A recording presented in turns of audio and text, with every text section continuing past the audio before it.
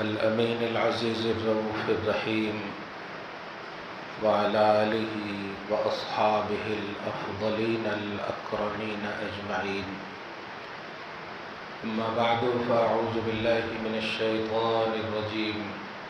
بسم الله الرحمن الرحيم.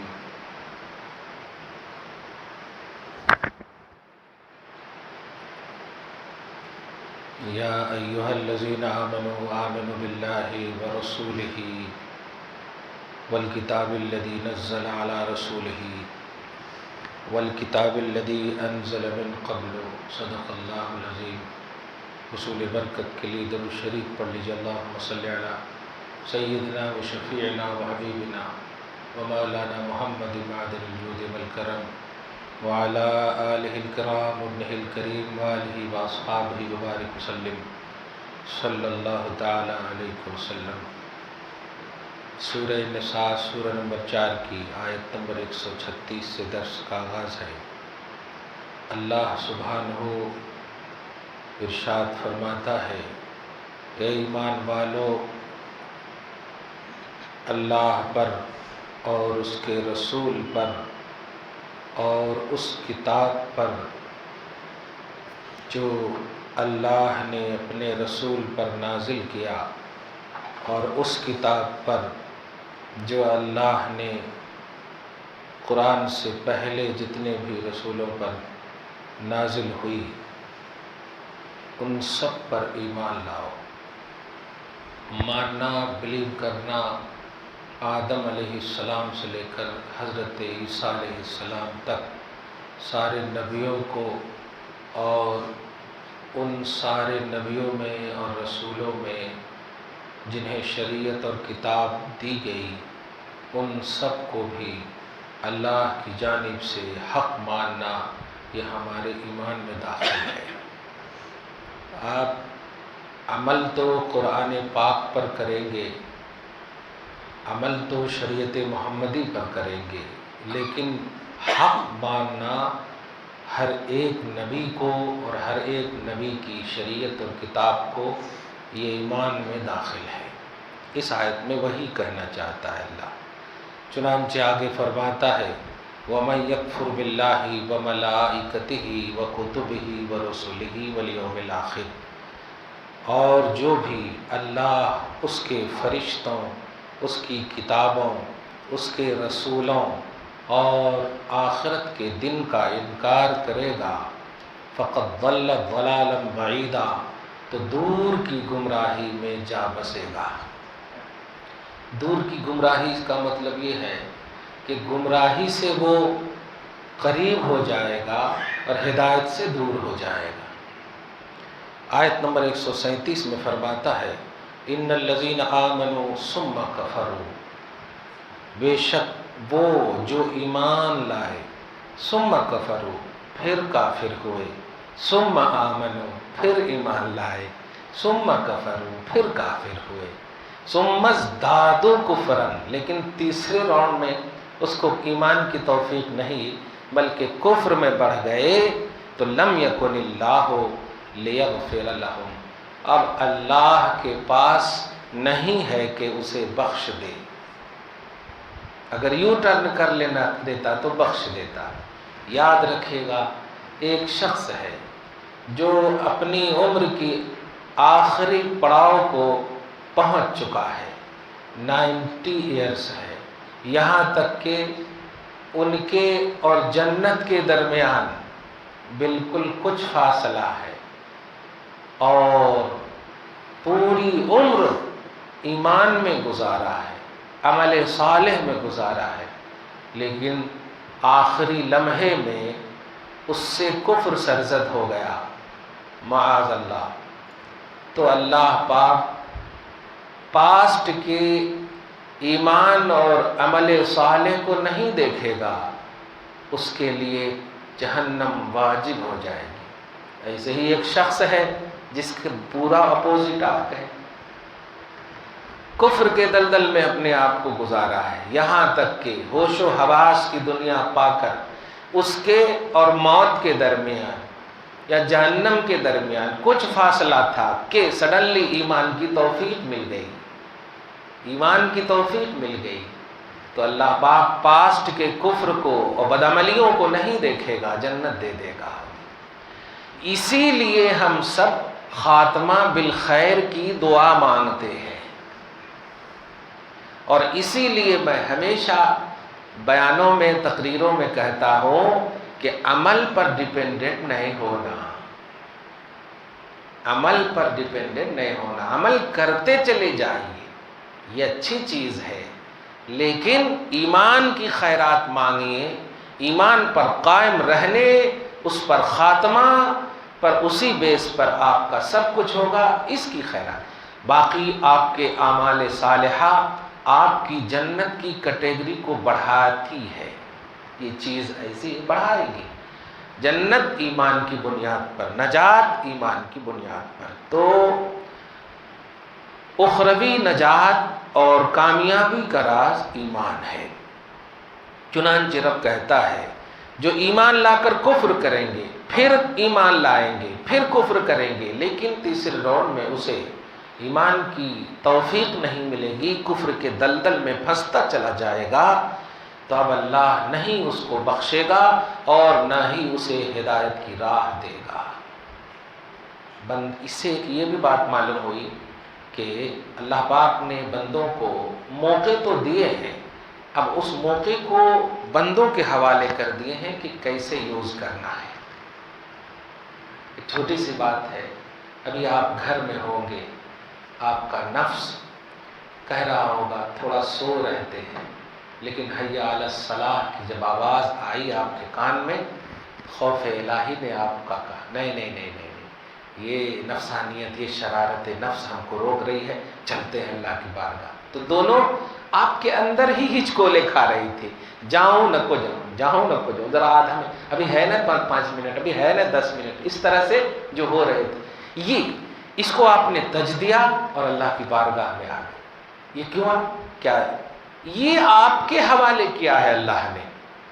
قرآن پاک سورہ بلد میں اس کا ذکر ہے، ہدیناہ النجدین، ہم نے 2 راہوں کی آپ کو ہدایت دے دی ہے، ہم نے 2 راستے بتا دیے ہیں، ایک خیر کا راستہ، ایک شر کا راستہ، اور 2 آنکھ دے دیے، عقل دے دیے، سینس دے دیے۔ اب کہہ دیا ہے خیر کی طرف چلو گے یا شر کی طرف، خیر کی طرف چلو گے یہ دوں گا، شر کی طرف چلو گے یہ دوں گا۔ اب اگر کوئی بندہ شر کی طرف چل کے بولے نہیں اللہ ہی کے کہنے سے ہو رہا، اللہ نے یہ نہیں کہا، اللہ نے تو یہ بھی کہا تھا، یہ بھی کہا تھا، آپ یہی پر کیسے چلے گئے؟ اور پھر شعور دیا تھا۔ یہی سے ہمیں جانور اور حیوانات سے ممتاز ہونے کا بھی پیمانہ ملتا ہے کہ ہم جانور سے اسی لیے ممتاز ہیں کہ اسے خیر و شر کا پیمانہ نہیں، وہ تو اپنے پڑوس کی لڑائی والے کہ کھیت میں بھی چرنے چلا جاتا ہے، اسے نہیں معلوم کہ ہمارا سوکار لڑتا ہے اس سے۔ تو جانوروں سے ہم اسی لیے ممتاز ہیں۔ اللہ پاک ہمیں حسن ایمان اور حسن فکر ایمان کی توفیق سے نوازے۔ آگے فرماتا ہے بشر المنافقین بان لہم عذابا علیما، منافقوں کو بتا دیجئے، یہ بشارت کے معنی میں ہوتی، لیکن بشارت کا جو کانسیپٹ ہے وہ خوشی کا ہے، لیکن یہ ایسے ہی ہے جیسے پارہ نمبر 25 میں ایک آیت ہے، اللہ پاک کافروں سے، اور خاص طور سے جو گھمنڈی کافر ہوتے ہیں نا، جو ایٹیٹیوڈ میں بس دیکھنا ہی نہیں چاہتے اپنے سامنے والے کو، وہ خود کے لیے بھی ناصور ہیں اور معاشرے، سوسائٹی سب کے لیے ناصور، ایک دم گھمنڈ اور غرور میں جو جیتے ہیں، اپنے آپ کو سمجھتے میں عزت والا، دولت والا، شان والا، رسپیکٹ والا وغیرہ، ایسا جو سمجھتے ہیں نا، تو اللہ پاک اس سمجھ کا اتنا لحاظ کیا کہ فرماتا ہے ذق انک انت العزیز الکریم، اے عزت دار سمجھنے والے، اے اپنے آپ کو مکرم سمجھنے والے، چکھ، یعنی عذاب کو چکھ۔ تو وہاں پر دیکھیے عزیز کہا ہے کافر کو، کریم کہا ہے کافر کو، جبکہ عزیز عزت دار کو بولتے ہیں، کریم مکرم معظم کو بولتے ہیں، لیکن وہاں جس کو بولتے ہیں نا، کبھی کبھی رہن دو حضرات. دیکھو حضرت آپ بول رہے ہیں لیکن یہاں ناراضگی کا لفظ ہے, ناراضگی کا ایک پیمانہ ہے. تو ایسے اللہ پاک, تو اپنے آپ کو عزت دار سمجھتا تھا, لو اے عزت دار یعنی وہ اللہ نہیں کہہ رہا عزت دار, بلکہ تو جو سمجھتا تھا. آج میں تیری سمجھ کو یہاں سامنے رکھ کر بتانا چاہتا ہوں کہ تو غلط سمجھتا تھا, کاش صحیح سمجھتا اور عزیز و کریم مجھے سمجھتا تو آج عزت ملتی. خیر, تو بشر المنافقین, منافقوں کو خوشخبری دے دو. وہ خوشخبری کہاں سے ہوتی اس کے لیے؟ وہی مراد ہے کہ بہت اپنے آپ میں خوش رہتے تھے کفر کی بنیاد پر, زبان سے ایمان اور اندر سے کفر. تو سنو, انہیں خوشخبری دے دو بِأَنَّ لَهُمْ عَذَابًا أَلِيمًا, کہ ان کے لیے دردناک عذاب ہے. عذاب نہیں ہے, دردناک عذاب ہے. کمال ہے. اس کا مطلب یہ ہوتا ہے عذاب تو آپ کو ہم کو بھی ہوگا, لیکن ذلت کا عذاب مومنوں کو نہیں, دردناک عذاب مومنوں کو نہیں, عظیم عذاب مومنوں کو نہیں. یہ سب کافروں کی, منافقوں کی صفت ہے. عذاب ہمیں اپنے گناہوں کے بیس پر اللہ پاک چاہے گا تو دے گا, حبیب کی شفاعت سے ہم انشاءاللہ بخشے جائیں گے, لیکن ذلت کے عذاب سے اللہ امت محمدیہ کو محفوظ فرمایا ہے. یہ بڑا احسان ہے اس کا. آگے فرماتا ہے یہ منافقین جو ایمان لائے پھر کفر کی, ایمان لائے اس وقت کلمہ پڑھے, سب سمجھ گئے مومن ہیں. آپ سورہ توبہ کی آیت نمبر 101 کے تحت تفسیر پڑھیں گے, اچھی تفسیر, تفسیر ابن کثیر وغیرہ, 101 سورہ توبہ پارہ نمبر 11 سیکنڈ پیج کی, اس کی تفسیر پڑھیں گے تو حضور پاک صلی اللہ علیہ وسلم نے نام لے لے کر کے مسجد نبوی سے منافقوں کو نکالا, نام لے لے کر کے. اب میں یہاں پر کبھی کبھی سوچتا ہوں, مسجد میں کئی کو تھے وہ, اس کا مطلب یہ ہوا کہ بظاہر مومن تھے تب تو مسجد میں تھے, ہے کہ نہیں؟ مسجد میں تو اب نکالنے کا پیمانہ بتا رہا ہے کہ تھے وہ, لیکن اس وقت تک اللہ پاک نے آپ کو خبر نہیں عطا فرمائی. اب جب عطا فرما دی, ایک اور فلسفہ تھا کہ اس وقت کی نماز میں حضرت عمر موجود نہیں تھے. اب تفسیر پڑھیں گے نا, حضرت عمر موجود نہیں تھے. کیا مصلحت ہے, آپ غور کریں. اللہ پاک بھی دیکھیے اللہ پاک کے رسول نے فرمایا نکل جاؤ نکل جاؤ, اور ان کو بھی یقین ہے کہ نبی اپنی طبیعت سے کچھ نہیں بولتے, جو بولتے ہیں اللہ کی وحی ہوتی ہے, اس لیے کوئی اعتراض نہیں کیا. میں کلمہ پڑھنے, آج دیکھیے نا ذرا سی کچھ بول دی تو لڑ لیتے ہیں. آپ کیسے دے سکتے ہیں ایسا فتویٰ ویسا فتویٰ, اور صحیح بھی ہے لڑنا, کیونکہ ہم ضمیر روشن تو ہیں نہیں, دل کے اندر تو جانتے نہیں. خیر, اللہ کے رسول نے جب کہا سب نکل گئے. عمر فاروق نے پوچھا بھی, لیکن وہ بولتے ہوئے چلے گئے, کچھ بھی نہیں, ایسا بولتے ہوئے چلے گئے بعد میں. تو کہنا یہ چاہ رہا ہوں کہ ایسے لوگ حضور کی رحمت سے بھی فیض نہیں پا سکتے جو اسلام کے دشمن ہوتے ہیں, جو کافر ہوتے ہیں, صرف اپنے شرک اور کفر میں رہتے ہیں, دشمن اسلام نہیں ہوتے.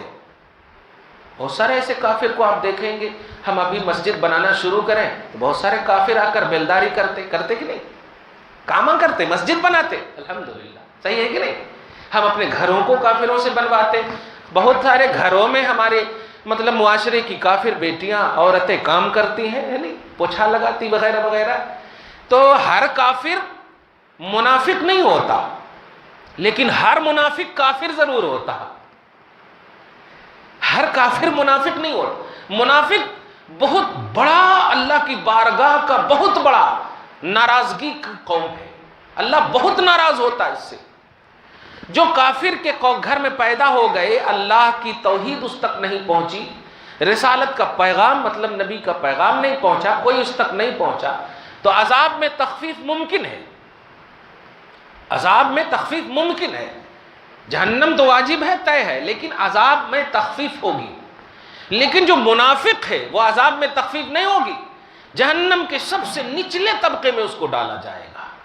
باپ بتائیے, وہ کافر کبھی کلمہ نہیں پڑھا لیکن عذاب میں تخفیف ہے, اور یہ کلمہ پڑھا ہے لیکن عذاب میں سب سے نیچے ہے. وجہ, کلمہ کا مذاق کیا اس نے, ایمان کا ٹھٹا کیا اس نے, نبی کی توہین کی اس نے. اور وہ کافر مذاق نہیں کیا, بلکہ آج آپ حیدرآباد میں بلکہ پورے دکن کی بات، رائچور وغیرہ، گلبرگہ وغیرہ سب میں مشاہدہ پیش کر رہا ہوں. بہت سارے کافروں کو آپ دیکھیں گے، مزدور وغیرہ، مرد ہو یا عورت، جب مسجد آئے یا درگاہ آئے تو چپل کھول کر کے ایسے کرتے ہیں. ادب دیکھیے، رسپیکٹ. اب کیا ہوگا وہ میں کہنا یہ چاہ رہا ہوں کہ ہر کافر جو ہے شرارتی نہیں ہوتے ہیں، لیکن ہر منافق شرارتی ہوتے ہیں. کیوں؟ اس لیے کہ وہ بظاہر جو ہے آپ کے ساتھ ہوتے، لیکن آپ کی گردن مارنے والے اور کاٹنے والے ہوتے.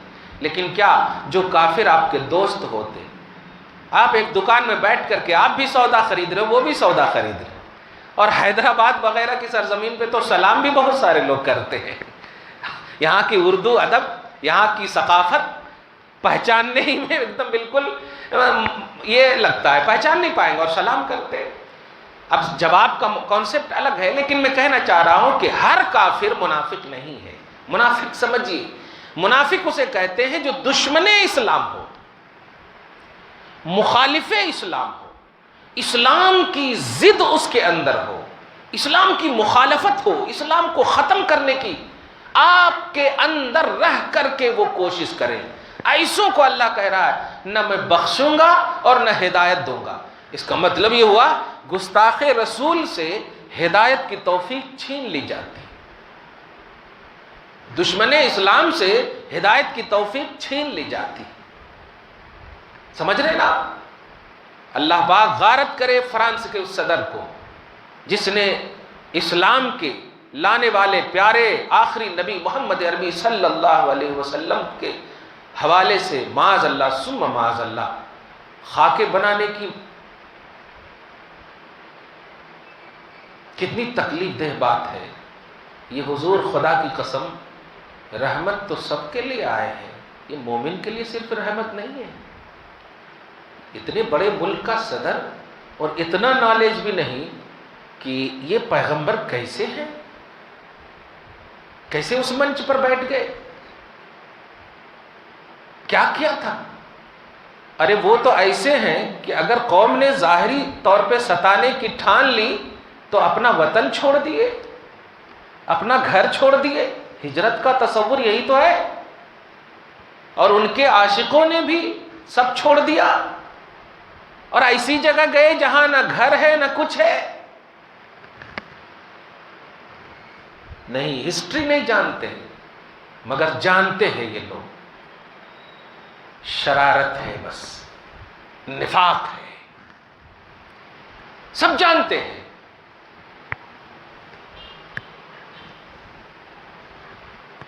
اللہ پاک تیرا احسان ہے، کرم ہے کہ ان سب کی وجہ سے اور ہمارا ایمان گھٹ ہو رہا ہے.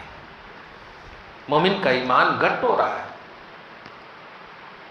اور دوسرا سب سے بڑا احسان یہ ہے کہ اللہ پاک نے تصویر ہم آپ کی کیوں بنائیں گے؟ کیونکہ آپ ہیں. لیکن اگر آپ ایسے ہو کہ آپ کا سایہ نہ ہو تو آپ کی تصویر کیسے ہم بنائیں گے؟ حضور پاک صلی اللہ علیہ وسلم کا اللہ پاک نے سایہ ہی نہیں رکھا زمین پہ، تو جیب میں رکھنے کے لیے تصویر کیسے دے گا اللہ تعالیٰ؟ سایہ نہیں رکھا اس کا اللہ تعالیٰ نے، خاکہ کیسے بنانے کا حکم دے گا؟ آپ جانتے ہیں جب فتح مکہ ہونے کے بعد جب داخلے کے لیے آقا صلی اللہ علیہ وسلم قدم بڑھانے والے تھے کہ سر اٹھا کر دیکھتے ہیں تو وہ اپنے کلچر اور اپنی تہذیب کے حساب سے، اب یہودیاں بستے تھے، عیسائیاں بستے تھے، تو کچھ تصویریں آویزاں تھیں. اب میں نام نہیں لینا، آپ سمجھ گئے ہوں گے. کچھ تصویریں تھیں جو بت کی طرح آج بھی آپ دیکھیں چرچوں میں جا کر کے رکھتے ہیں نا، معاذ اللہ، ایسی مطلب توہین کے اعتبار سے، استغفر اللہ. حضرت مریم پاک ہیں اس سے، حضرت عیسیٰ پاک ہیں اس سے.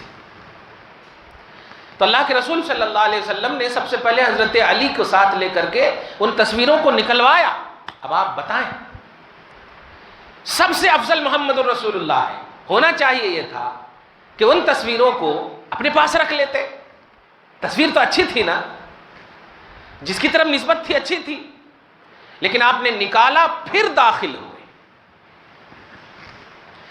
تو اللہ بھی جب سایہ نہیں رکھا، گویا ناپسند کیا اپنے محبوبوں کی تصویروں کو. نبی صلی اللہ علیہ وسلم کا پریکٹیکل بتا رہا ہے کہ آپ کو بھی ناپسند ہے. اب یہ کیا کرنا چاہ رہے ہیں، کیا کرنا چاہ رہے ہیں، یہ کیوں ایسا کرنا چاہ رہے ہیں، کیوں بار بار اللہ کے غضب کو دعوت دے رہے ہیں؟ ابھی 6 مہینے 8 مہینے سے جھیلنا کافی نہیں ہوا ان کے لیے؟ ابھی چین کے صدر مسجد میں جا کر نمازیوں سے ریکویسٹ کرتے ہوئے نظر آئے کہ تم دعا کرو. ابھی بھی تصویر یوٹیوب پر موجود ہوگی. تو اس طرح کی حرکت کر کے اپنے ساتھ میں گیہوں کے ساتھ جو کو بھی پیسنے کی کیوں بات کر رہے ہو آپ؟ یاد رکھیے گا، بڑی اہم بات کہہ رہا ہوں، اللہ اپنے حقوق کو معاف کر سکتا ہے، مصطفیٰ کی بے ادبی کو کبھی معاف نہیں کرے. آپ بتائیے، جب ابو لہب نے حضور پاک صلی اللہ علیہ وسلم سے کہا تبا لک یا محمد لہذا جمعتنا، فاران کی چوٹی پہ آپ سب کو تبلیغ فرما رہے تھے، اسی عالم میں کہا تھا نا ابو لہب نے، اے محمد اسی سب کے لیے تم نے ہم سب کو اکٹھا کیا ہے، بربادی ہو تیرے لیے. اس طرح کی بات ہے. میرے آقا علیہ الصلوۃ والسلام دل دکھا، لیکن آپ نے پرسنل اٹیک کا کبھی بھی دفاع نہیں کیا، دور نہیں کیا، مطلب جواب نہیں دیا. لیکن اللہ پاک نے بے پوچھے پوری سورہ نازل کر دیا، پوری سورہ نازل کر دیا اور فرمایا تبت یدا ابی لہب وتب، تم نے تو نبی کو کہہ کر کے اپنی زبان خراب کی ہے، میرا حبیب تو اور بلند ہوگا. تم نے کہا تھا ہلاکت ہو، بربادی ہو، وہ تو ہوئے نہیں، لیکن اب میں کہہ رہا ہوں نبی کے خلاف تم اگرچہ چچا ہو سکے، لیکن میں اپنے محبوب کے خلاف کسی زبان سے نہیں سننا چاہتا. اور آج بھی قرآن پاک میں موجود ہے. خالی عربی میں ہی قرآن نہیں ہے. کیا یہ لوگ انگلش داں یا یہ لوگ نہیں جانتے ہیں کہ یہ آیت کے اترنے کا پس منظر کیا ہے؟ محمد نے اپنے سے لکھا ہے؟ نہیں، وہ عرب کے لوگ جو تقاضۂ عربیت کو جانتے تھے، ان لوگوں نے اس قرآن کو تسلیم کیا کہ نہیں، یہ بشر کا کلام نہیں ہو سکتا. جو اہل زبان تھے انہیں نہیں معلوم کہ اللہ پاک کے رسول کے سامنے، بلکہ نبی کی آمد سے پہلے بھی اللہ تبارک و تعالیٰ کے نہ ماننے والے تھے کہ نہیں؟ سب تھے. کہیے نا آپ، جس کو اللہ تعالیٰ نے چھپا کر رکھا تھا خالص توحید کے لیے نبی کی بعثت سے پہلے، وہ الگ بات، لیکن کافر تو تھے، بت پرست تو تھے. تب نبی کو بھیجنے کا مقصد بھی تو یہی ہوتا ہے نا. تو پھر اللہ تعالیٰ اپنے مخالفوں کے خلاف عذاب نازل کیوں نہیں کر رہا تھا؟ جب قدرت والا ہے، ان اللہ علی کل شیء قدیر، وہ منتقم ہے، ذو انتقام ہے، قہار جبار ہے، ہمیشہ سے ہے اور ہمیشہ رہے گا. صحیح ہے. تو کافر موجود تھے، خدا کے حقوق کی ظاہری پامالی دیکھتا ہوا اللہ خاموش. لیکن جب حبیب پر اٹیک کسی بھی طرح سے کسی نے کیا تو اللہ پاک اسے معاف نہیں کرتا. اور تبت یدا ابی لہب، ابو لہب کے دونوں ہاتھ تباہ ہو جائیں، ٹوٹ جائیں، وتبا، اور خود ابو لہب بھی تباہ ہو جائے. ما اغنى عنہ مالہ وما کسب، نہ ان کا مال نہ ان کی کمائی انہیں بے نیاز کر سکتی، کیونکہ میرے حبیب کی بات ہے اور اب میں اپنے قہر کو روکوں گا نہیں. اور تاریخ گواہ ہے کہ خود کا سگا بیٹا ابو لہب کا جب مرا یہ، تو سگا بیٹا بھی اس کی لاش کے قریب نہ جا سکا اور لاٹھی سے مار کر کسی گڈھے میں پھینک دیا.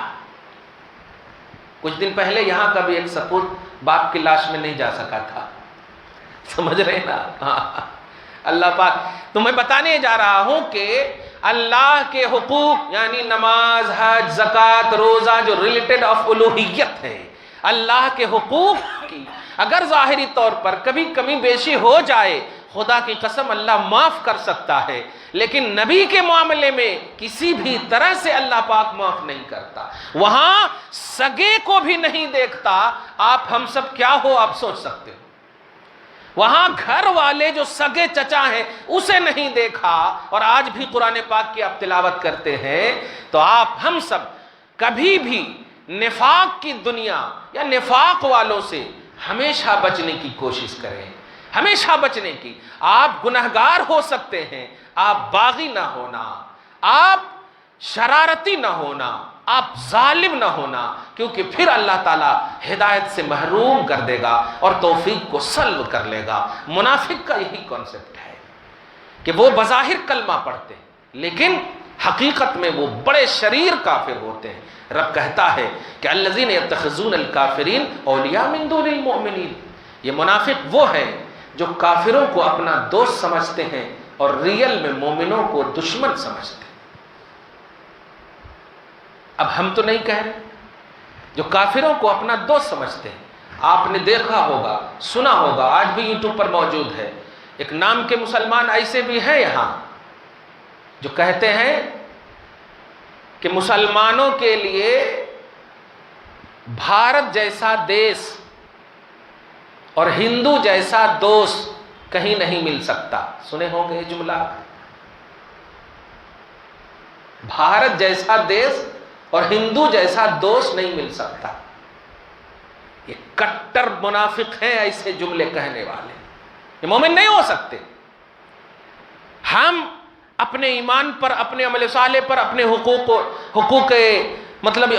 اسلام پر جو اللہ پاک نے ہمیں دی ہم کرتے ہیں۔ ہم کسی کافر کے خلاف نہیں بولتے، بلا وجہ تو بولتے ہی نہیں، اور نہ ہم بولیں گے، یہ ہمارا اسلام کہتا ہے۔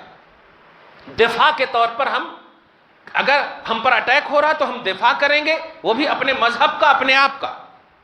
ہم پہل کرنے والی قوم نہیں ہے، لیکن ہم مسلمان ہو کر کبھی بھی ایسا نہیں کہہ سکتے کہ نبی کے دوست ہمیں اچھے نہیں ہیں، اولیاء اللہ ہمیں اچھے نہیں ہیں۔ نہیں، یہ شرارت ہے۔ اور سب سے بڑی بات کہوں، ہم اپنی غریب قوم کی بیٹی کو اپنی زوجیت کا شرف دے کر کے اللہ رسول کو راضی کر سکتے ہیں، لیکن کسی ہندو سے ہم نکاح نہیں کر سکتے، کسی کافر سے نکاح ہم نہیں کر سکتے۔ کیوں؟ یہ اسلام کہتا ہے، یہ شریعت کہتی، کیونکہ ہم اسلام کی بنیاد پر مسلمان ہیں، ہم ایمان کی بنیاد پر مومن ہیں۔ ایسے سب لوگ بڑے زہر حلال ہوتے، سب میں قاتل ہیں قوم کے لیے۔ آپ کو، ہم سب کو اللہ تعالیٰ ان کی ہر طرح کی حرکتوں سے محفوظ فرمائے۔ رب کہتا ہے یہ وہ ایسے لوگ ہیں جو کافروں کو اپنا دوست سمجھتے ہیں، من دون المؤمنین، مومنوں کو چھوڑ کر، اور ایبتغون عندہم العزہ، یہ کافروں کے پاس اپنی عزت ڈھونڈتے ہیں، یہ کافروں کے پاس اپنی عزت ڈھونڈتے ہیں، اور مومنوں کے پاس کہتے ہیں نہیں، ذلت ہے ان کے پاس۔ اللہ خیر، فَإِنَّ الْعِزَّةَ لِلَّهِ جَمِيعًا، اعلان ہوتا ہے تم دنیا میں کسی کے پاس عزت ڈھونڈو، اگر وہ اللہ کی طرف سے عزت ہے تب تو ہے عزت، نہیں تو نہیں۔ اور سنو، عزت اللہ ہی کے لیے ہے، اور اللہ کے رسول ہی کے لیے ہے، اور اللہ کے رسول کے جو مومنین ہیں ان کے لیے ہے۔ العزت للہ ولرسولہ وللمؤمنین ولکن المنافقین لا یفقہون، لیکن منافقوں کو اس کی سمجھ نہیں ہوتی ہے۔ دعا ہے اللہ تعالیٰ آج کی اس خصوصی گفتگو کو حبیب پاک صاحب الاولاق کے وسیلے سے قبول فرمائے، اپنی شان کریمی کے مطابق اجر عطا فرمائے، گھر میں اولاد میں برکتیں عطا فرمائے، اصلوں کی بخشش فرمائے، نسلوں کی حفاظت فرمائے۔ یا اللہ، جن کے والدین انتقال کر چکے ہیں انہیں غریق رحمت فرما اور ان کی نسلوں کی حفاظت فرما، جن کے والدین زندہ ہیں ان کا سایہ دراز فرما، ان کو جسمانی، روحانی، ظاہری، باطنی ہر طرح کے امراض سے محفوظ اور مامون فرما، اپنی بارگاہ میں سجدہ اور قیام و رکوع کرنے کی کامل توفیق نصیب فرما۔ گھر بار میں جو بھی مائیں، بہنیں، بیٹیاں کسی بھی وجہ سے پریشان حال ہے، سب کی پریشانیوں کو دور فرما، حضور رحمت للعالمین کا صدقہ نصیب فرما، ان کے آمد بہار کے صدق و طفیل میں ہم سب کو بہار زندگی عطا فرما، ہم سب کی بہو بیٹیوں کو مغربیت سے بچا، ہم سب کی آل اولاد کو برکتوں سے نواز۔ وصلی اللہ تعالی علی خیر خلقہ محمد وآلہ واصحابہ اجمعین برحمتہ۔